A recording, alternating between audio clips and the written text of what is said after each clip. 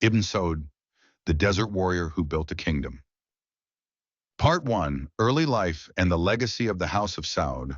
Abdulaziz bin Abdurrahman al-Saud, known in the Western world simply as Ibn Saud, was born into a lineage that had played a pivotal role in Arabian history for centuries.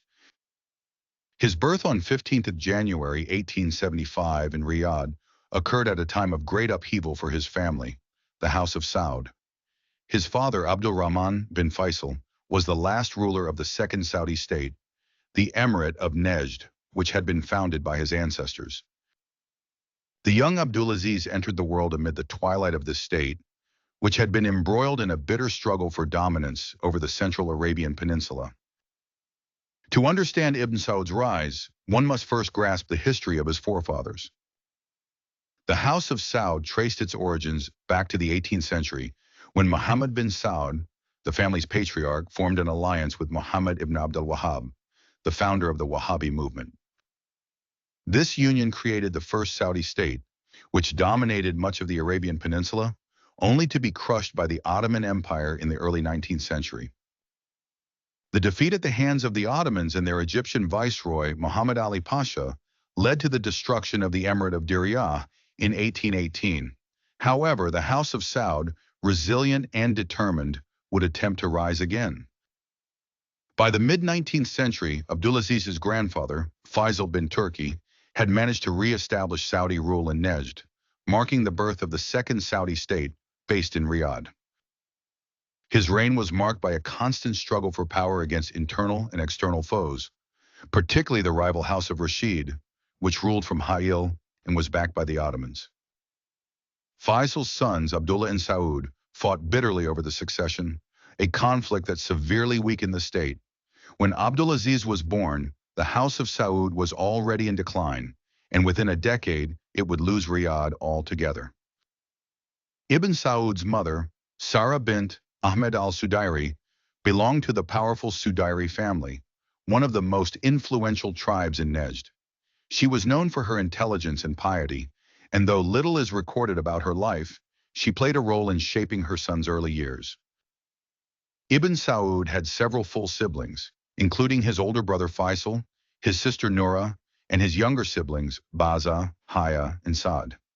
He also had half-siblings from his father's other marriages, many of whom would play crucial roles in his later conquests and administration. Among these were Muhammad, Abdullah, Ahmed, and Musaid, all of whom held government positions in his future kingdom. The early years of Abdulaziz's life were marked by education and training in the ways of leadership. He was tutored in Islamic jurisprudence, the Quran, and Arabic literature, and he showed an early aptitude for strategy and diplomacy. One of his most influential teachers was Abdullah al-Harji, a respected Islamic scholar who instilled in him a strong sense of religious duty and leadership. These lessons would stay with him throughout his life, shaping his approach to governance and warfare. However, the peaceful days of his childhood were numbered. The House of Saud's bitter rivalry with the House of Rashid, which ruled the Emirate of Jabal Shammar, reached a critical moment in 1891. The Rashidis, under the leadership of Muhammad bin Abdullah al-Rashid, launched a campaign against Riyadh, forcing Ibn Saud's father, Abdulrahman bin Faisal, to flee. The Rashidis had been steadily expanding their influence under Ottoman patronage, and Riyadh, the last bastion of the Saudis, could not withstand their military pressure. At just 15 years old, Abdulaziz witnessed the fall of Riyadh, a moment that would shape his destiny. His family, once rulers of a powerful emirate, were now exiles, wandering across the Arabian Peninsula in search of sanctuary. Initially, the exiled family found refuge among the Al-Murra tribe, a Bedouin group with strong ties to the desert. From them, Abdulaziz learned the survival skills that would later prove invaluable: how to navigate the harsh terrain, how to negotiate tribal alliances, and how to live off the land. However, the life of an exile was fraught with danger and uncertainty. The Rashidis remained in pursuit, eager to eliminate any potential threat to their rule. After a brief stay with the Al-Murra, the family moved to Qatar, where they were hosted by Yassim bin Muhammad al-Thani, the ruler of Qatar and a historical ally of the House of Saud. Their stay was brief, just 2 months before they moved on to Bahrain, where they once again sought refuge. However, Bahrain's strategic position and close ties to the British Empire made it an unsuitable long-term sanctuary. Ultimately, the Ottoman authorities, recognizing the influence of the Al Saud family, permitted them to settle in Kuwait in 1893. In Kuwait, Abdulaziz's father, Abdul Rahman, remained a respected figure, though he was no longer a ruler. The young prince spent the next decade observing politics from the sidelines, but he was far from idle. He built connections with influential tribal leaders, warriors, and merchants. More importantly, he frequently attended the Majlis, council of Sheikh Mubarak al-Sabah, the ruler of Kuwait. It was in these gatherings that Abdulaziz began to understand the intricate web of alliances, rivalries, and power struggles that governed the Arabian Peninsula. His father, however, disapproved of his close relationship with Mubarak. Abdul Rahman, a devout and reserved man, saw the Kuwaiti ruler's lavish court and indulgent lifestyle as corrupting. He worried that his son would be influenced by the politics of intrigue rather than the straightforward leadership style that had defined the House of Saud. However, Abdulaziz had other concerns. For him, these gatherings were not just about observing diplomacy, they were about learning how to reclaim his family's lost kingdom. By the time he reached his early 20s, Ibn Saud had developed into a formidable leader-in-waiting. He was tall and imposing, with a charismatic personality that attracted followers. He had also cultivated a deep understanding of tribal politics, knowing when to negotiate and when to fight. His years in exile had not broken him. Rather, they had hardened his resolve to restore the House of Saud to power. The opportunity to act came in 1901 when he was 26 years old. He could no longer remain in exile while his homeland remained under Rashidi rule. After years of preparation, he gathered a small but determined force of 40 warriors, including his half-brother Muhammad and his cousin Abdullah bin Jalawi, and set out to reclaim Riyadh. The coming years would mark the beginning of one of the most extraordinary military campaigns in Arabian history, a conquest that would ultimately lead to the unification of Saudi Arabia. But first, he would have to prove that he could reclaim the city of his birth and re-establish his family's rule. Part 2. The Recapture of Riyadh, a prince's daring gamble. By the year 1901, Abdulaziz bin Abdurrahman al Saud, now in his mid-20s, had spent over a decade in exile. His time in Kuwait had been invaluable. He had sharpened his political acumen, built crucial alliances, and refined his military skills. But despite the relative comfort of his host's court, he could not shake the yearning to reclaim his family's lost domain. His father Abdul Rahman had resigned himself to a life in exile, but Abdulaziz was different. He was determined to restore the House of Saud and regain control over Riyadh, the heart of his ancestral homeland. The opportunity to act came when he learned that his old rival, Ibn Rashid, the ruler of Ha'il, had weakened due to internal dissent and external pressures. The Rashidi forces still controlled Riyadh, but their grip was not as strong as it had once been. Abdulaziz saw an opening, but he knew that to retake Riyadh, he would need both cunning and courage. The journey to Riyadh. Late in 1901, Ibn Saud gathered a small band of his most trusted warriors, just 40 men. Among them were his half-brother Muhammad and his fierce cousin Abdullah bin Jalawi, a warrior known for his loyalty and bravery. The group set out from Kuwait, traveling across the vast and unforgiving deserts of Najd, surviving on what little food and water they could find. Their journey was arduous, but Abdulaziz had been hardened by years of exile and was accustomed to the brutal conditions of the desert. He had chosen warriors who were equally resilient, men who had known hardship and who were devoted to the House of Saud. Their route was carefully planned. They moved in secret, avoiding Rashidi patrols and relying on support from sympathetic tribes. The success of their mission depended on the element of surprise. If the Rashidis were alerted, the mission would end in disaster. By December 1901, the raiding party had reached the outskirts of Al-Asa, a region historically contested between the Ottomans and local Arabian rulers. From there, they moved swiftly south, skirting the vast and desolate empty quarter, one of the most inhospitable regions on earth. Along the way, Abdulaziz sought to rally tribal support, but his forces remained small. Yet what they lacked in numbers, they made up for in determination. The final approach. In January 1902, after months of careful maneuvering, Ibn Saud and his men arrived near Riyadh. They took shelter in an abandoned oasis outside the city, waiting for the perfect moment to strike. The city was held by Ajlan, the Rashidi governor, who commanded a well-defended fortress and a garrison of soldiers. Taking Riyadh would be no easy feat.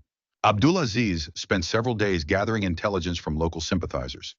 He learned that Ajlan and his men felt secure within the city walls and were unprepared for an attack. This overconfidence would prove their undoing. Abdulaziz devised a bold plan, one that would require stealth, perfect timing, and ruthless execution. The night attack. On the night of 15th of January 1902, under the cover of darkness, Abdulaziz and his warriors made their final approach to Riyadh. Using tilted palm trees, they scaled the walls of the city, slipping inside undetected. The group moved swiftly and silently, their swords drawn, their breath steady.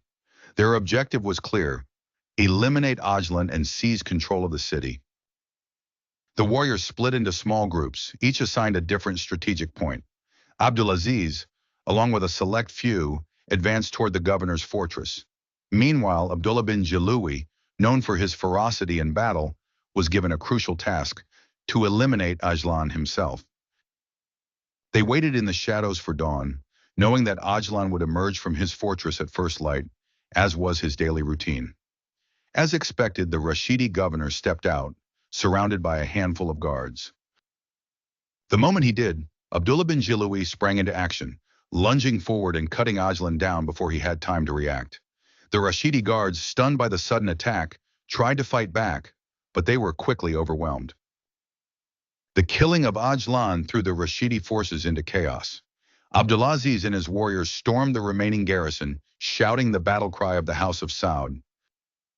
The citizens of Riyadh, many of whom still harbored loyalty to the Saudis, watched in awe as the young prince led his men in retaking the city. By midday, Riyadh belonged to Ibn Saud once more. Reclaiming his birthright, the recapture of Riyadh was not just a military victory, it was a symbolic triumph. After more than a decade in exile, the House of Saud had returned to power. Abdulaziz immediately took up residence in the palace of his grandfather, Faisal bin Turki, reclaiming his family's ancestral home.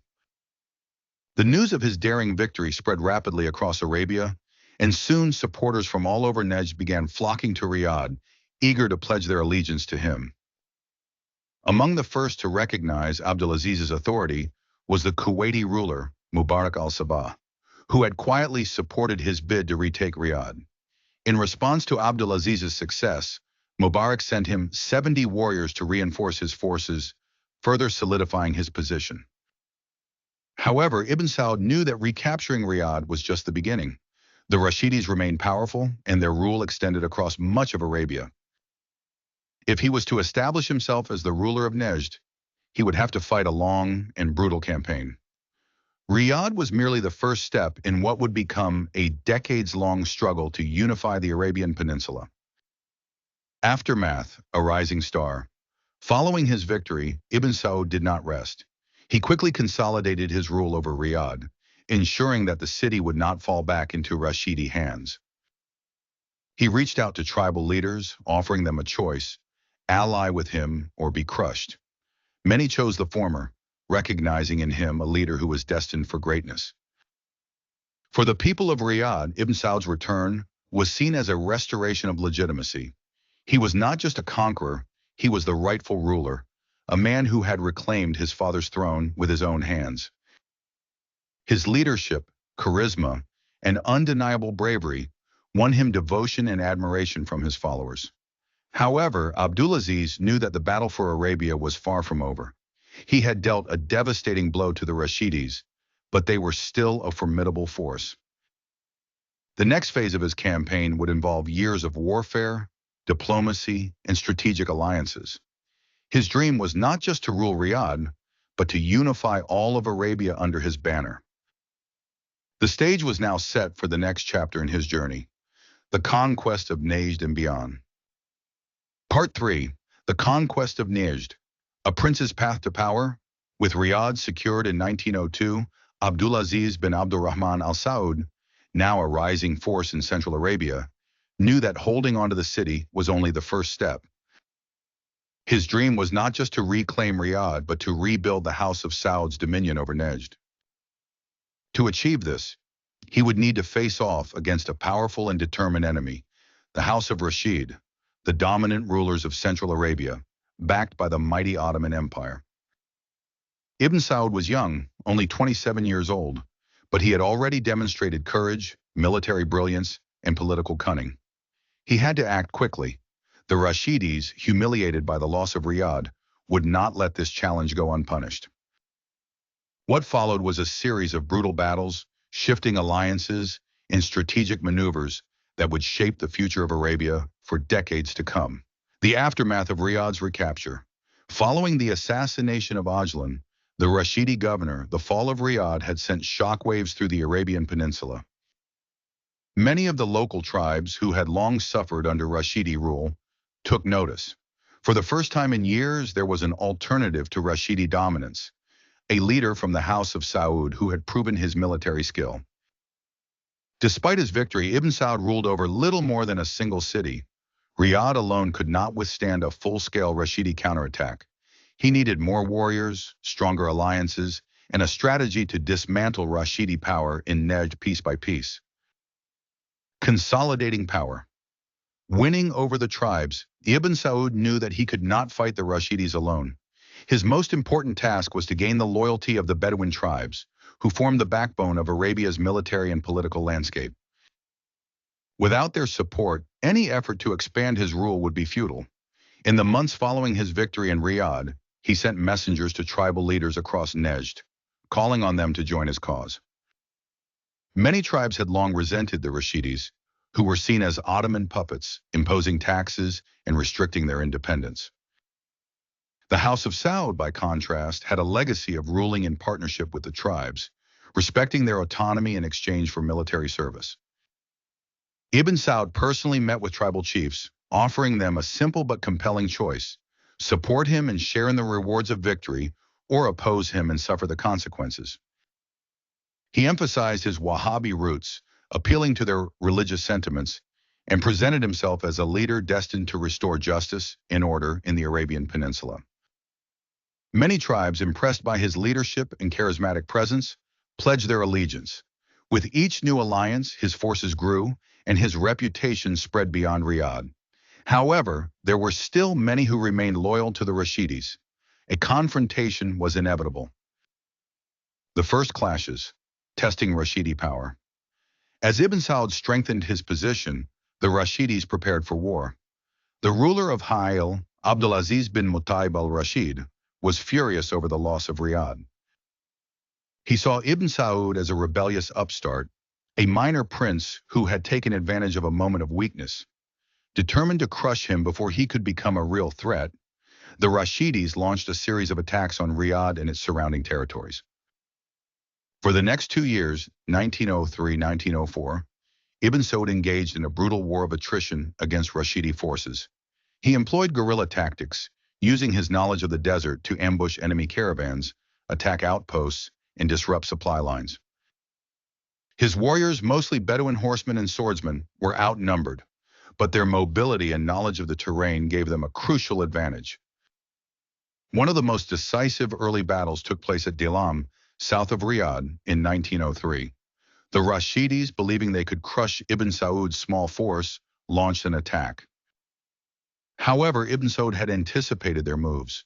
In a stunning display of tactical brilliance, he led his warriors in a fierce counterattack, cutting through the Rashidi lines and forcing them into retreat. The victory boosted his prestige, convincing even more tribes to join his cause. The Ottoman response in the 1904 counteroffensive. Ibn Saud's growing power did not go unnoticed by the Ottoman Empire, which saw him as a threat to their control over Arabia. The Ottomans had long used the Rashidis as their allies and enforcers in the region, and they were not about to let a renegade prince from a once-defeated dynasty challenge their authority. In 1904, Abdulaziz bin Mutayib al-Rashid appealed directly to the Ottomans for military assistance. Recognizing the danger posed by Ibn Saud's rapid rise, the Ottomans sent troops from Iraq, led by General Sadiq Pasha, to reinforce the Rashidis. With fresh Ottoman-trained soldiers, the Rashidis launched a powerful counterattack. On 15th of June 1904, Ibn Saud suffered a major setback at the Battle of Shinana, where his forces were overwhelmed by the combined Rashidi Ottoman army. It was a bitter defeat, forcing him to temporarily retreat. However, instead of losing hope, Ibn Saud adapted his strategy. He abandoned direct engagements and instead resorted to hit-and-run tactics, striking the enemy where they were most vulnerable. Over the next year, his forces waged a war of attrition, disrupting Rashidi supply lines, raiding Ottoman-controlled towns, and weakening enemy morale. By 1905, the Ottomans, frustrated by their inability to defeat Ibn Saud, withdrew their troops, leaving the Rashidis to fend for themselves. This marked a turning point in the war. Without Ottoman backing, the Rashidis were significantly weaker. The decisive victory, the Battle of Riyadh 1906. In early 1906, Ibn Saud launched a final offensive to break Rashidi power once and for all. The decisive battle came at Riyadh, where his forces confronted the now weakened Rashidi army. The battle was fierce, with both sides suffering heavy casualties, but Ibn Saud's warriors, fighting with unmatched determination, ultimately emerged victorious. The Rashidi ruler, Abdulaziz bin Mutayib al-Rashid, was killed in combat, marking the effective end of Rashidi dominance in Najd.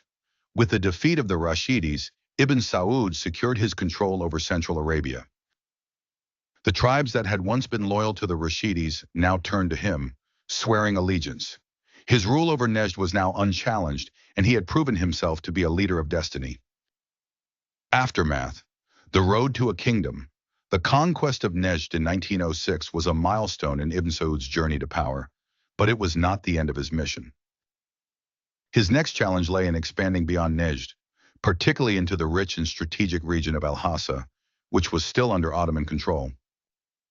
Moreover, the Hejaz, home to the holy cities of Mecca and Medina, remained under the rule of Sharif Hussein, a formidable adversary. But for now, Ibn Saud had achieved what many thought impossible. He had reclaimed the House of Saud's ancestral lands, defeated a powerful enemy, and established himself as the undisputed ruler of Central Arabia. His dream of a unified Arabian kingdom was still distant, but with each victory, it became more tangible. Part 4. The conquest of Al-Hassa and the emergence of a diplomatic strategist. By 1906, Abdulaziz bin Abdurrahman al-Saud had firmly established his rule over Najd after his decisive victory against the House of Rashid. With Central Arabia under his control, he turned his attention toward the eastern region of Al-Hassa, a strategically significant territory ruled by the Ottoman Empire. Al-Hassa was wealthy, fertile, and located along the Persian Gulf, making it a prime target for Ibn Saud's expanding ambitions. However, it was not just a matter of military conquest. This would also be Ibn Saud's first major test as a diplomat, as he would have to navigate the complex politics of Ottoman imperial rule, British interests in the Gulf, and the local tribes. Why Al-Hassa? The importance of the eastern province. Al-Hassa, historically one of the most significant regions in Arabia, had been ruled by various local Arabian powers before coming under Ottoman control in the early 19th century. The region was home to thriving date palm plantations, prosperous trading centers, and a key port along the Persian Gulf. It was also inhabited by a mix of Sunni and Shia Muslim communities, adding a sectarian element to its politics. From Ibn Saud's perspective, conquering Al-Hassa offered several advantages. Strategic position. Controlling Al-Hassa would give him direct access to the Persian Gulf, opening potential trade routes and diplomatic interactions with foreign powers. Wealth and resources. The region was economically rich compared to the interior of Najd, with better agricultural lands and trade routes. Weak Ottoman control. The Ottomans, preoccupied with maintaining their crumbling empire, had only a small garrison in Al-Hassa, making it a relatively easy target. Political legitimacy. Expanding into Al-Hassa would strengthen his claim as the rightful ruler of Arabia, putting him on par with the Sharif of Mecca and the Ottomans. With these factors in mind, Ibn Saud began preparing for his next major military campaign, one that would test both his strategic mind and his diplomatic skill. Assessing the Ottoman presence in Al-Hassa. Despite nominally ruling Al-Hassa, the Ottomans had little real control over the region. Their authority was exercised through a small garrison in the fortified town of Hofuf, commanded by an Ottoman-appointed governor. However, their rule was unpopular among the local population, particularly among the powerful Bedouin tribes who resented Ottoman taxes and military conscription policies. Ibn Saud knew that open warfare with the Ottomans was risky, especially given their alliances with European powers. Instead, he devised a clever strategy. He would exploit the region's internal discontent, making it easier to seize power without provoking a direct Ottoman retaliation. His first step was to build alliances with the key Bedouin tribes of the region, including the powerful Ajman and Bani Khalid tribes. By winning their loyalty, he would ensure that his forces had local support when the time came to strike. By 1913, Ibn Saud had gathered enough intelligence and support to move against the Ottomans. The campaign begins. The fall of Hofuf. In May 1913, Ibn Saud launched a surprise attack on Al-Hassa, leading an army of around 1,500 warriors. His forces moved swiftly, avoiding Ottoman patrols and seizing smaller villages before converging on Hofuf, the provincial capital. The Ottoman garrison in Hofuf was lightly defended, and the local population was indifferent, if not outright hostile, to Ottoman rule. Ibn Saud knew that a direct assault could lead to unnecessary casualties, so he instead opted for a tactical siege, cutting off the town's supply lines and blocking Ottoman reinforcements from reaching the fortress. Realizing they were outmatched, the Ottoman defenders quickly surrendered, and Ibn Saud marched into Hofuf as its new ruler. He took control of all military installations and administrative buildings, effectively ending Ottoman rule in the region. With the capture of Hofuf, Ibn Saud officially incorporated Al-Hassa into his growing dominion, marking one of the most significant expansions of his rule. Managing the aftermath, a delicate balancing act. Despite his decisive victory, Ibn Saud was keenly aware that his conquest had international implications.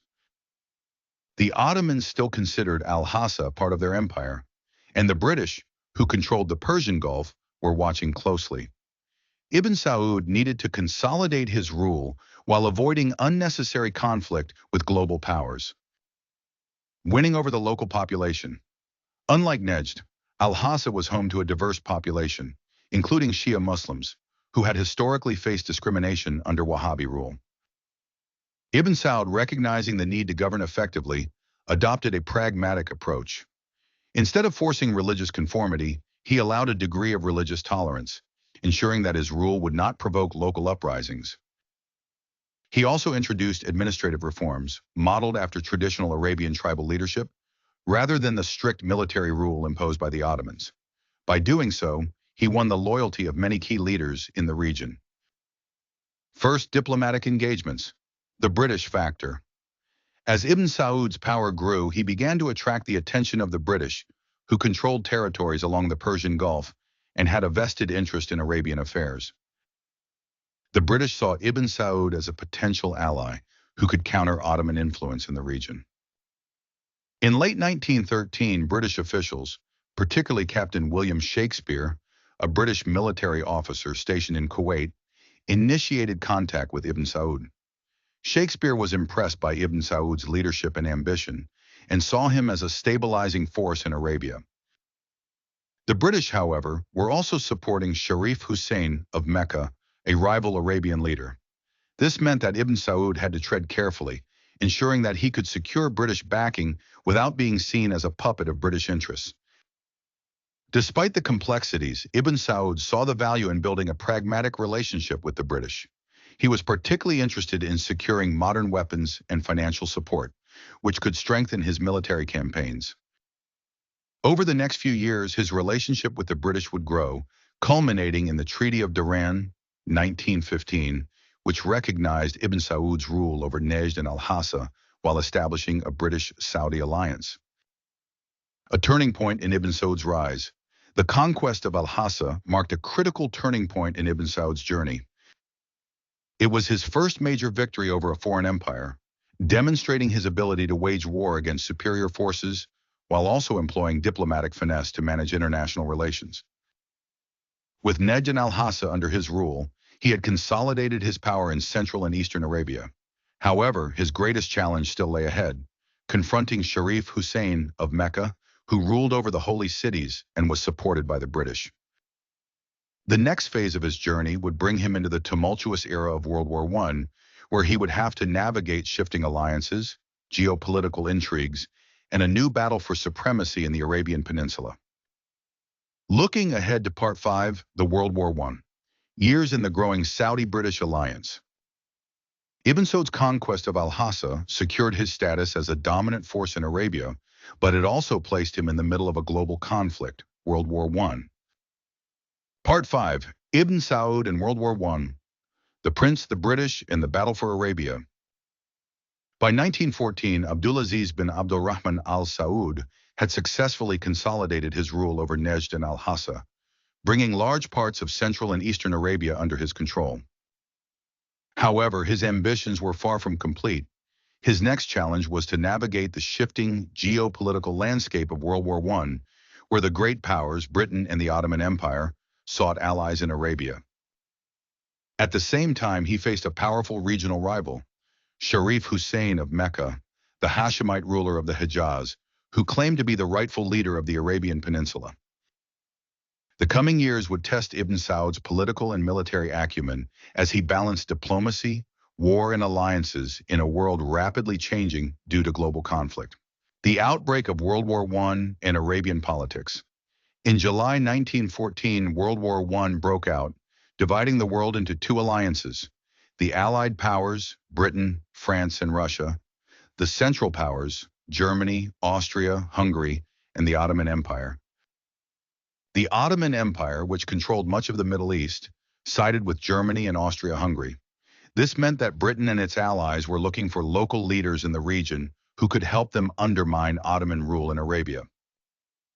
This created a strategic opportunity for both Ibn Saud and his rival, Sharif Hussein of Mecca. The British searched for Arabian allies. As Britain sought to weaken Ottoman influence in Arabia, they identified two key figures: Sharif Hussein of Mecca, a Hashemite ruler who controlled the holy cities of Mecca and Medina, and was seen as a natural leader of the Arab world. Ibn Saud, a rising power in Najd, known for his military skill, leadership, and growing control over Central Arabia. The British at first leaned towards Sharif Hussein as their preferred ally. In 1915, they promised him independence for the Arab world in exchange for launching the Arab Revolt against the Ottomans. This led to T.E. Lawrence of Arabia, working closely with Sharif Hussein's forces. However, the British were also aware that Ibn Saud was a powerful leader who could not be ignored. In the same year, they opened direct negotiations with him, recognizing his influence in the region. The Treaty of Dhahran, 1915, Ibn Saud's first British agreement. In December 1915, Ibn Saud and British representatives met on the island of Dhahran, off the coast of modern-day Saudi Arabia. There they signed the Treaty of Dhahran, which recognized Ibn Saud as the ruler of Najd and Al-Hassa, made his territories a British protectorate, meaning Britain would support him against external threats, promised British financial aid and weapons in exchange for his loyalty and cooperation. The treaty marked Ibn Saud's first formal diplomatic agreement with a European power. However, he was careful not to fully commit to Britain's war efforts, unlike Sharif Hussein, who openly declared war on the Ottoman Empire. Ibn Saud played a cautious and strategic game. He accepted British support but did not immediately engage in full-scale conflict against the Ottomans. Ibn Saud versus Sharif Hussein, a growing rivalry. While Britain initially favored Sharif Hussein, Ibn Saud saw him as a dangerous rival. The Hashemite leader controlled Mecca and Medina, the holiest cities in Islam, and sought to unite Arabia under his rule. The differences between the two leaders were stark. Sharif Hussein represented the old Arab aristocracy with a traditional ruling style. Ibn Saud was a Wahhabi reformist, promoting a new vision of Arabian unity based on religious conservatism. For now, the two leaders avoided direct conflict, but the seeds of their future struggle for control over Arabia had been planted. War in Arabia, Ibn Saud's military expansion, 1915-1918. Even though Ibn Saud did not launch a large-scale war against the Ottomans, he continued expanding his control over the Arabian Peninsula. The Ikhwan, a new fighting force. In 1912, Ibn Saud had begun forming a military-religious movement called the Ikhwan, Brotherhood. These were fierce Bedouin warriors trained under Wahhabi religious principles, dedicated to spreading Islamic revivalism and enforcing Ibn Saud's rule. By 1915, the Ikhwan became the backbone of Ibn Saud's army, helping him defeat enemy tribes and consolidate his hold over Najd. The Rashidi War, 1917-1918, the final defeat of the Rashidis. Even though Ibn Saud had largely defeated the Rashidis in 1906, small remnants of their rule still existed in parts of Arabia. The Ottomans continued supporting them, hoping to use them against Ibn Saud. In 1917, with British financial and military aid, Ibn Saud launched his final campaign against the Rashidis. Over the next 2 years, his forces, led by the Ikhwan warriors, defeated the Rashidis in a series of battles. By 1918, the Rashidis were completely defeated, leaving Ibn Saud as the undisputed ruler of Central Arabia. The end of World War I and the collapse of the Ottoman Empire, 1918. By late 1918, World War I ended with a victory for the Allies. The Ottoman Empire collapsed, losing all of its Middle Eastern territories. This left a power vacuum in Arabia and a new opportunity for Ibn Saud. With the Ottomans gone, only one major force remained between him and total dominance over the Arabian Peninsula, Sharif Hussein of Mecca. Post-war politics and the stage for the Saudi-Hashemite conflict. After the war, the British backed Sharif Hussein, fulfilling their wartime promises. However, his rule in the Hejaz was deeply unpopular. Many Arabian tribes saw him as a British puppet, and his administration struggled to maintain order. Ibn Saud, in contrast, had grown stronger, with a well-trained army, British funding, and rising legitimacy as a leader. By the early 1920s, the tensions between Ibn Saud and Sharif Hussein would explode into open war, setting the stage for Ibn Saud's final conquest, the capture of Mecca and Medina. The legacy of Ibn Saud's role in World War I.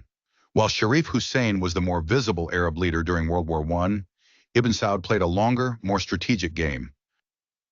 By the end of the war, he had expanded his territories in Arabia. He had secured British support while maintaining his independence. He had built a powerful and disciplined army, ready for future conquests.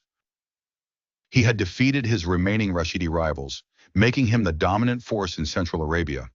With the Ottomans gone, Ibn Saud's next goal was to take the Hejaz from Sharif Hussein, a move that would make him the most powerful ruler in Arabia. Part 6. The Conquest of the Hejaz. Ibn Saud's march to Mecca and Medina, 1924-1925. By 1924, Abdulaziz bin Abdurrahman al-Saud had become the undisputed ruler of Najd and Eastern Arabia, with his dominance stretching across the Arabian Peninsula. His forces, strengthened by the Ikhwan, had dismantled the Rashidi threat and eliminated Ottoman influence in the region. Yet one major obstacle remained in his path: Sharif Hussein of Mecca, the Hashemite ruler of the Hejaz, who still controlled Islam's holiest cities, Mecca and Medina. The confrontation between Ibn Saud and Sharif Hussein had been brewing for years, as both leaders sought to position themselves as the rightful rulers of Arabia. However, the events of 1924 and 1925 would bring their rivalry to a dramatic conclusion, one that would forever reshape the Arabian Peninsula and pave the way for the formation of Saudi Arabia. The decline of Sharif Hussein's rule in the Hejaz. Sharif Hussein, a direct descendant of the Prophet Muhammad, had ruled Mecca and Medina under the banner of the Hashemite dynasty since the early 20th century. Initially, his rule was supported by Britain, especially during World War I, when he led the Arab revolt against the Ottomans in exchange for British promises of an independent Arab kingdom. However, by the 1920s, Sharif Hussein's position had weakened significantly. Broken British promises. The British had abandoned their wartime commitment to establish an independent Arab kingdom for Sharif Hussein after the war, instead favoring their own colonial interests. This left Hussein politically isolated. Widespread discontent. His rule in the Hejaz was unpopular due to high taxation, tribal unrest, and his authoritarian style of governance. Many Bedouin tribes in the region resented his policies and saw Ibn Saud as a more just and powerful leader. The rise of Ibn Saud, with his growing reputation as a military leader and protector of Wahhabi Islam, Ibn Saud was increasingly seen as a legitimate alternative to Hashemite rule. Recognizing these weaknesses, Ibn Saud prepared for the final campaign that would grant him control over the Hejaz and complete his vision of a unified Arabia. The Ikhwan and the call for jihad. By 1924, Ibn Saud's most powerful military force was the Ikhwan, a group of fanatical Wahhabi warriors who had been instrumental in his previous conquests. The Ikhwan believed that the conquest of Mecca and Medina was a religious duty, as they saw Sharif Hussein as an impure ruler who had betrayed Islamic principles by collaborating with the British. As preparations for war began, Ibn Saud declared a jihad, holy war, against Sharif Hussein, calling upon Arabian tribes to support the campaign. Many tribes, disillusioned with Hashemite rule, rallied to his side, swelling his army's ranks.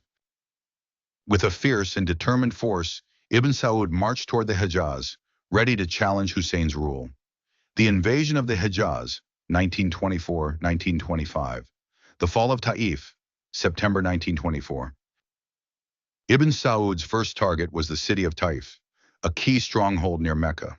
His army, led by the Ikhwan, launched an overwhelming assault, swiftly defeating Sharif Hussein's forces. However, the conquest of Taif was marked by brutality. The Ikhwan massacred hundreds of residents, killing those they deemed to be opponents of Wahhabism.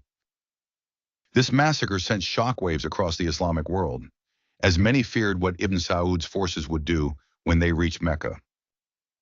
Sharif Hussein, realizing that Mecca was now vulnerable, desperately called on Britain for help. But the British, wary of getting entangled in Arabian affairs, refused to intervene. With no reinforcements, Hussein knew that Mecca would soon fall. The surrender of Mecca, October 1924. After the fall of Taif, Ibn Saud's army marched toward Mecca, the holiest city in Islam.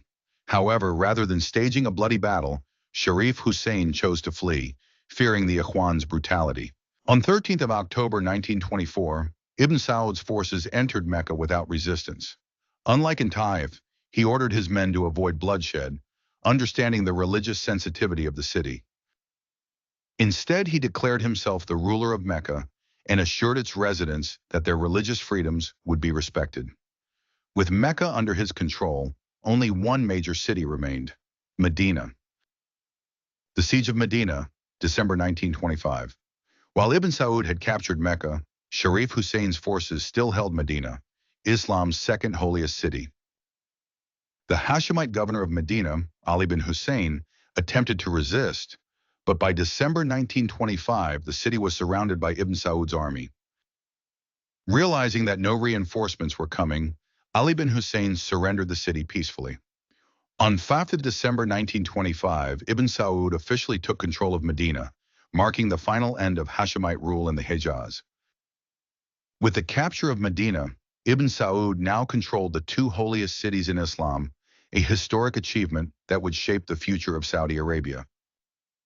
Sharif Hussein's exile in the aftermath. With his kingdom lost, Sharif Hussein fled into exile, first to Transjordan, where his sons ruled under British protection, and later to Cyprus, where he died in 1931. His downfall marked the end of Hashemite rule in the Arabian Peninsula. Meanwhile, Ibn Saud declared himself king of the Hejaz in January 1926, formally establishing his rule over the region. The conquest of the Hejaz was a turning point in Arabian history, as it united the two major regions of the Arabian Peninsula, Najd and Hejaz, under one ruler, positioned Ibn Saud as the guardian of Islam's holiest sites, giving him immense religious legitimacy. Laid the foundation for the creation of Saudi Arabia, which would be officially declared a unified kingdom in 1932. Ruling the Hejaz, balancing power and religion. While the conquest of the Hejaz was a military success, governing the region proved to be a new challenge for Ibn Saud. Unlike the tribal society of Najd, the Hejaz was a cosmopolitan region, home to scholars, merchants, and religious elites who were deeply skeptical of Wahhabism. To maintain stability, Ibn Saud made a series of key decisions. He allowed religious diversity. Unlike in Najd, where strict Wahhabi policies were enforced, he allowed more moderate interpretations of Islam in Mecca and Medina. He respected the traditional role of the ulama, Islamic scholars. Rather than imposing Wahhabi clerics, he worked with existing religious authorities. He modernized governance. He introduced new administrative systems to manage the annual Hajj pilgrimage, which was vital for the region's economy. These policies helped Ibn Saud consolidate his rule and avoid uprisings, ensuring that the Hejaz remained under his firm control. A step closer to unifying Arabia, the conquest of the Hejaz was one of the most significant events in Arabian history. It marked the end of Hashemite rule in Arabia, the rise of Ibn Saud as the undisputed leader of the region. The beginning of Saudi Arabia's transformation into a modern state. With Najd and the Hejaz united, Ibn Saud set his sights on his final goal, the official creation of the Kingdom of Saudi Arabia in 1932. Part 7. The Birth of Saudi Arabia, Unification and the Rise of a Kingdom, 1926 to 1932. With his conquest of Mecca and Medina in 1925, Abdulaziz bin Abdurrahman al Saud had accomplished what no other Arabian leader had done in centuries. He had united Najd and the Hejaz, bringing together the heartlands of the Arabian Peninsula under his rule. The victory over Sharif Hussein in the Hashemite dynasty had firmly established Ibn Saud as the most powerful leader in Arabia. However, governing a vast and diverse region presented a new challenge. The territories under Ibn Saud's control had different cultures, economies, and political traditions. The tribal society of Najd was deeply different from the urban and religiously diverse Hejaz, which had been influenced by centuries of Ottoman and Hashemite rule. To truly unify Arabia, Ibn Saud had to navigate internal divisions, tribal conflicts, and growing international interests. Between 1926 and 1932, he laid the foundation for modern Saudi Arabia, consolidating his power and officially declaring the Kingdom of Saudi Arabia in 1932. Governance of the Hejaz, a new political strategy. After conquering the Hejaz, Ibn Saud faced the challenge of integrating the region into his rule. Unlike Najd, where Wahhabi Islam had been dominant for generations, the Hejaz was more cosmopolitan and home to Islamic scholars, merchants, and religious elites who had resisted Wahhabi influence.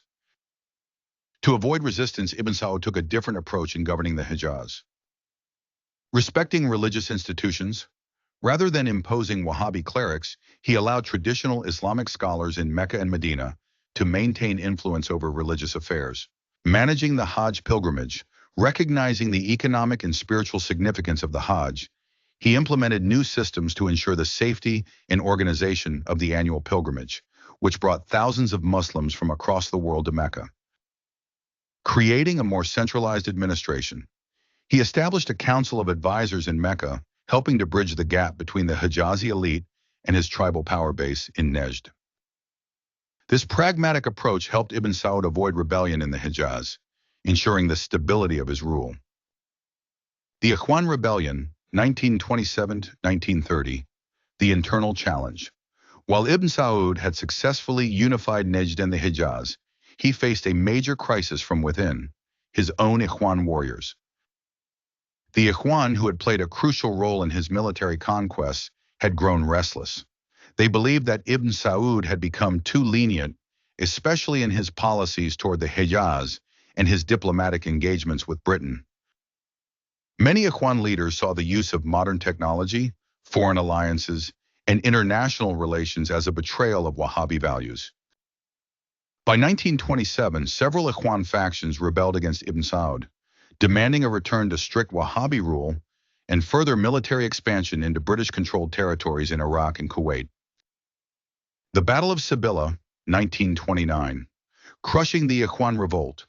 Realizing that the Ikhwan threat could destabilize his rule, Ibn Saud moved decisively. He mobilized a modern army, equipped with British-supplied weapons, and launched a full-scale war against the rebels. The decisive battle took place at Sybilla in March 1929. Ibn Saud's forces, using modern artillery and machine guns, devastated the Ikhwan, whose traditional cavalry-based warfare was no match for modern firepower. The battle ended in a crushing victory for Ibn Saud, and the Ikhwan rebellion was effectively destroyed.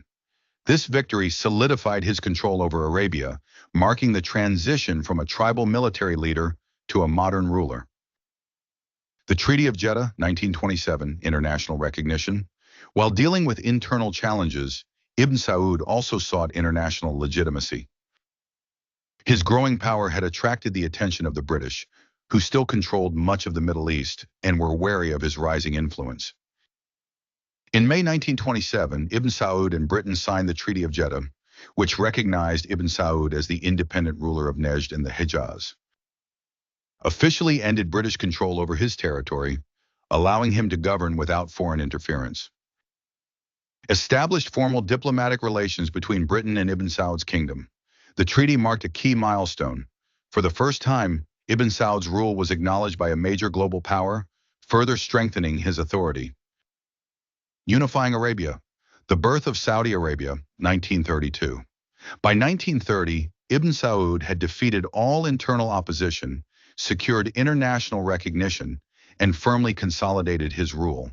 However, his territories were still known as the Kingdom of Hejaz and Najd, reflecting their separate histories. To complete his vision of a unified Arabian state, Ibn Saud took a historic step. On 23 September 1932, he officially proclaimed the formation of the Kingdom of Saudi Arabia, naming himself King Abdulaziz of Saudi Arabia. This new kingdom was founded on Wahhabi Islam as the guiding ideology, absolute monarchy, with Ibn Saud as the supreme ruler, a tribal-based political system where loyalty was rewarded with governance positions. The unification of Saudi Arabia was the culmination of Ibn Saud's life's work, transforming his once fragmented homeland into a single, powerful nation. Challenges of a new kingdom. Although Ibn Saud had successfully unified Arabia, he now faced the challenge of ruling a vast, underdeveloped land with limited resources. In the early 1930s, Saudi Arabia's economy was weak, relying mostly on agriculture and camel herding, the annual Hajj pilgrimage, which brought in foreign income, trade with neighboring Gulf states. However, these sources were not enough to sustain a growing kingdom. Ibn Saud needed a new economic solution, and he found it in oil. The discovery of oil a turning point in 1933-1938. In 1933, Ibn Saud signed a landmark oil exploration agreement with Standard Oil of California, SoCal, an American company. Under this deal, SoCal was granted exclusive oil exploration rights in Eastern Arabia. Saudi Arabia received financial compensation.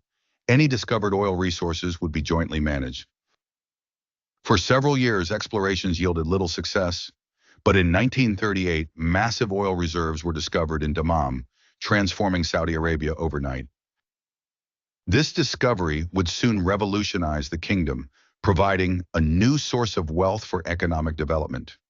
International importance, as oil became a critical resource. Closer ties with the United States, which would later become Saudi Arabia's key ally. With oil revenues beginning to flow, Saudi Arabia's transformation from a desert kingdom to a global power was set in motion. Ibn Saud's greatest achievement. Between 1926 and 1932, Ibn Saud had united Arabia under a single kingdom, crushed internal opposition, Ikhwan revolt, gained international recognition, Treaty of Jeddah, 1927, founded modern Saudi Arabia, 1932, opened the door to oil wealth, 1933, 1938. These years marked the fulfillment of Ibn Saud's lifelong dream transforming him from a tribal warrior into a king who ruled over one of the most strategically significant nations in the world. However, his journey was not yet over. The rise of World War II and the Cold War would present new challenges for his kingdom. Part 8. Ibn Saud and World War II. Navigating Global Power Struggles, 1939-1945. By 1939, King Abdulaziz Ibn Saud had successfully unified Arabia and established the Kingdom of Saudi Arabia, marking a new era in the region's history. However, his reign faced a new and unprecedented challenge: the outbreak of World War II, a global conflict that would reshape the balance of power in the Middle East. As the war engulfed Europe, the Middle East became a strategic battleground between the Allied powers, Britain, the United States, and the Soviet Union, and the Axis powers, Germany, Italy, and Japan. Although Saudi Arabia was geographically distant from the main battlefields, its vast oil reserves and strategic location made it highly significant to world powers.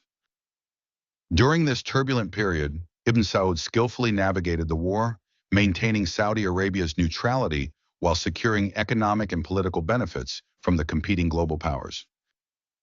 His diplomatic acumen ensured that Saudi Arabia emerged from World War II stronger than ever, setting the stage for its transformation into a key player in international affairs. The rise of Saudi oil and the strategic importance of Arabia. Although Saudi Arabia was still a developing country in the late 1930s, the discovery of large oil reserves in 1938 in Dammam had changed its future. At the time, oil was becoming the most valuable resource in global industry and warfare, as modern armies, navies, and air forces relied on petroleum-based fuel. Recognizing its strategic importance, both the Allied and Axis powers competed for control over oil-producing regions, including Saudi Arabia, Iraq, and Iran. For Ibn Saud, the newfound oil wealth presented both opportunities and challenges. Economic benefits. Oil revenues could transform Saudi Arabia from an impoverished desert kingdom into a modern nation. Political leverage. The demand for Saudi oil meant that Ibn Saud had bargaining power in international diplomacy. Security risks. The war increased the risk of foreign intervention, as both Britain and Germany sought to influence the Middle East. Understanding these dynamics, Ibn Saud pursued a careful policy of neutrality, ensuring that Saudi Arabia did not directly join the war while still benefiting from it. Saudi Arabia's neutrality and relations with Britain. At the start of World War II, Britain was the dominant foreign power in the Middle East. The British controlled Egypt and the Suez Canal, a vital link to India. Iraq, which had important oil fields. Palestine and Transjordan, territories under British mandate. Britain had previously supported Ibn Saud, signing the Treaty of Jeddah in 1927, and continued to see him as a key regional leader. When the war broke out, the British pressured Saudi Arabia to join the Allies, but Ibn Saud resisted, preferring to maintain a policy of neutrality. However, Britain's war effort heavily depended on Middle Eastern oil, and by 1940, the British sought to strengthen their economic ties with Ibn Saud. In response, Ibn Saud negotiated financial and military aid from Britain, securing $5 million in annual subsidies to help stabilize Saudi Arabia's economy. British protection of Saudi territory against possible Axis aggression. Arms and supplies to strengthen Saudi Arabia's military. Despite these agreements, Ibn Saud was careful not to fully align with Britain, ensuring that he maintained his independent authority. The German and Italian threat to the Middle East.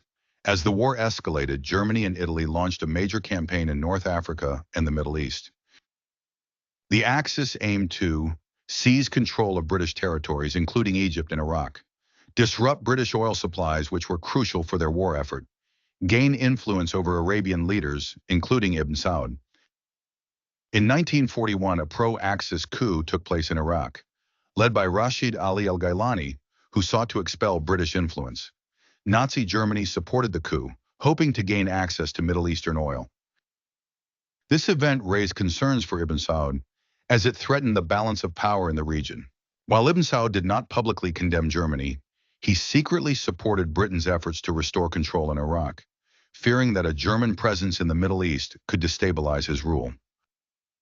In the end, British forces crushed the pro-Axis coup in Iraq, ensuring that the Middle East remained under Allied influence. The growing U.S.-Saudi relationship, Roosevelt and Ibn Saud. By 1943, the tide of war had turned in favor of the Allies, and the United States emerged as the dominant global power. With Britain's influence declining, Ibn Saud shifted his focus toward building relations with the U.S., which had greater economic and military resources. In February 1945, a historic meeting took place between Ibn Saud and U.S. President Franklin D. Roosevelt aboard the USS Quincy in the Suez Canal.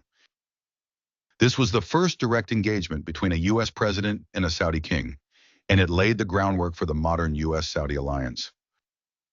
During their discussions, the two leaders agreed on future American access to Saudi oil, ensuring long-term cooperation, discussed regional stability, with Roosevelt expressing concern over growing tensions in Palestine.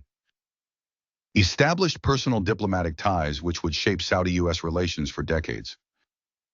Roosevelt was reportedly impressed by Ibn Saud's leadership, describing him as one of the most powerful men he had ever met. This meeting marked the beginning of a strong strategic partnership between Saudi Arabia and the U.S. Saudi Arabia declares war on Germany, 1945, a symbolic gesture. Throughout most of the war, Ibn Saud maintained Saudi Arabia's neutrality, avoiding direct involvement. However, as the Allies neared victory in early 1945, the United Nations required Saudi Arabia to formally align with the Allies to be included in post-war diplomatic agreements. In March 1945, Saudi Arabia declared war on Germany and Japan, but the move was largely symbolic. Saudi forces did not participate in combat, but the declaration ensured Saudi Arabia's inclusion in the United Nations. Post-war recognition as an Allied supporter. Stronger diplomatic and economic ties with the U.S. and Britain. By carefully timing his declaration, Ibn Saud ensured that Saudi Arabia benefited from the war's outcome without suffering its destruction. The war's aftermath, a rising Saudi Arabia, 1945-1946. As World War II ended in 1945, Saudi Arabia emerged stronger than before. Economic gains. Oil production had increased, providing the kingdom with a stable revenue source. Stronger U.S. ties. The Roosevelt-Ibn Saud meeting had solidified Saudi-U.S. relations, paving the way for future cooperation. Global recognition. Saudi Arabia joined the United Nations, gaining an international presence. Political stability. Ibn Saud's neutrality strategy ensured that his kingdom remained secure and independent. With the war over, a new global order was emerging, and Saudi Arabia was now positioned as a key player in Middle Eastern politics. Ibn Saud's masterful diplomacy in World War II. During World War II, Ibn Saud masterfully navigated the global conflict, balancing relations between Britain, the U.S., and the Axis powers while ensuring Saudi Arabia's security and prosperity. His strategy allowed him to keep Saudi Arabia out of direct conflict while gaining economic benefits, secure long-term oil agreements with the U.S. and Britain, establish Saudi Arabia as an independent and influential player in world politics. As the world entered the Cold War era, Saudi Arabia's oil wealth and strategic location would make it even more important on the global stage. Part 9. Ibn Saud's final years and his enduring legacy, so in 1946-1953. By 1946, King Abdulaziz Ibn Saud was approaching the final years of his remarkable life. He had spent decades uniting the Arabian Peninsula, establishing Saudi Arabia, and securing its position on the world stage. Through strategic diplomacy, military conquests, and the discovery of oil, he had transformed his once tribal kingdom into an emerging power with global significance. However, his later years were marked by health struggles, internal challenges, and the transition of power to his successors. Despite these difficulties, Ibn Saud remained a towering figure in Arabian and Islamic history, leaving behind a legacy that would shape the Middle East for generations. Post-World War II Saudi Arabia. The Cold War begins. As World War II ended, a new global struggle emerged. The Cold War, a geopolitical rivalry between the United States and the Soviet Union. This conflict reshaped international politics, with both superpowers seeking influence over key oil-producing regions, including Saudi Arabia. Ibn Saud had already established close ties with the United States, particularly after his 1945 meeting with President Franklin D. Roosevelt. As the Cold War escalated, the U.S. deepened its relationship with Saudi Arabia, recognizing it as a crucial ally in securing global oil supplies and countering Soviet influence in the Middle East. This partnership led to several key developments: expansion of the Saudi oil industry, U.S. oil companies, particularly Aramco, Arabian American Oil Company, increased investment in Saudi oil production, further boosting the kingdom's economy. Military cooperation. The U.S. provided Saudi Arabia with military aid and training, ensuring that the kingdom could defend itself against regional threats. Cold War strategy. Saudi Arabia's anti-communist stance aligned with U.S. interests, solidifying its role as a strategic ally in the Middle East. Although Ibn Saud remained cautious of foreign influence, he understood that Saudi Arabia's economic and political future depended on maintaining strong relations with the West. Challenges in the final years, family disputes and governance. As Ibn Saud aged, internal tensions within the royal family and government began to emerge. His sons and advisors increasingly took on more responsibilities, but disagreements over governance and succession created friction. Some of the major challenges included succession concerns. Ibn Saud's designated heir, Crown Prince Saud, was seen as a less capable administrator, raising concerns about the kingdom's future stability. Financial struggles. Despite growing oil revenues, the Saudi government struggled with financial mismanagement, leading to internal disputes over economic policies. Tribal tensions. Some tribal leaders and religious conservatives were uneasy about Saudi Arabia's growing ties with the West, creating potential instability. Ibn Saud attempted to balance these competing interests, but his declining health made it difficult for him to maintain full control. Health decline in Ibn Saud's final days. By the late 1940s, Ibn Saud's health began to deteriorate rapidly. Years of physical exertion, war, and travel had taken a toll on his body. He suffered from severe arthritis, making movement increasingly difficult, heart disease which weakened him in his final years, blindness in one eye, further limiting his mobility. As his health worsened, he withdrew from active governance, spending most of his time in Taif, a cooler region in western Saudi Arabia, where he received medical treatment. By 1953, he was largely bedridden, relying on his sons and advisors to manage the kingdom's affairs. The death of Ibn Saud, November 9, 1953. On the night of November 8, 1953, Ibn Saud, lying in his palace in Taif, recited the Shahada, Islamic declaration of faith, a ritual he often repeated before sleeping. By the morning of November 9, 1953, he had passed away peacefully in his sleep at the age of 78. His death marked the end of an era. The man who had recaptured Riyadh in 1902, unified Najd and the Hejaz, established Saudi Arabia in 1932, forged alliances with world powers, built the foundations of the modern Saudi state, was now gone. His body was transported to Riyadh, where he was buried in the Al-Aud cemetery in accordance with Islamic traditions, without grand ceremonies or lavish tombs as per Wahhabi beliefs. The succession, King Saud takes the throne. As planned, Ibn Saud was succeeded by his eldest surviving son, Saud bin Abdulaziz, who was officially proclaimed King Saud. However, the transition was not smooth. King Saud faced internal divisions, financial troubles, and growing tensions within the royal family. Ibn Saud's second eldest son, Faisal, who was widely regarded as a more capable leader, would eventually replace King Saud in 1964, further shaping Saudi Arabia's future. Despite these challenges, Ibn Saud's legacy endured, and the House of Saud remained in power, ensuring that his vision for a strong and unified Saudi Arabia lived on. Ibn Saud's legacy, the father of modern Saudi Arabia. Ibn Saud's impact on the Arabian Peninsula cannot be overstated. His leadership, military skill, and political acumen transformed Saudi Arabia into a regional power. His legacy can be seen in 1. The unification of Saudi Arabia. Ibn Saud achieved what many before him had failed to do, uniting Arabia into a single nation. His rule ended centuries of tribal wars and established a lasting monarchy. 2. The development of the Saudi state.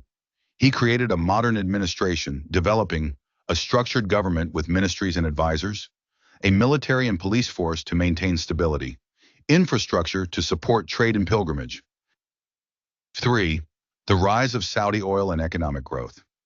His decision to partner with American oil companies led to the development of Saudi Arabia's oil industry, which became the foundation of the country's wealth and global influence. 4. The guardian of Islam's holiest cities. By controlling Mecca and Medina, Ibn Saud established himself as the guardian of Islam's two holiest sites, giving Saudi Arabia religious significance in the Muslim world. 4. The U.S.-Saudi alliance. His diplomatic strategy laid the foundation for the Saudi-American partnership, which continues to shape global politics today. Final thoughts. The man who built a nation. Ibn Saud's story is one of remarkable ambition, resilience, and vision. He started as an exiled prince, wandering the desert with his family, and ended as one of the most influential leaders of the 20th century.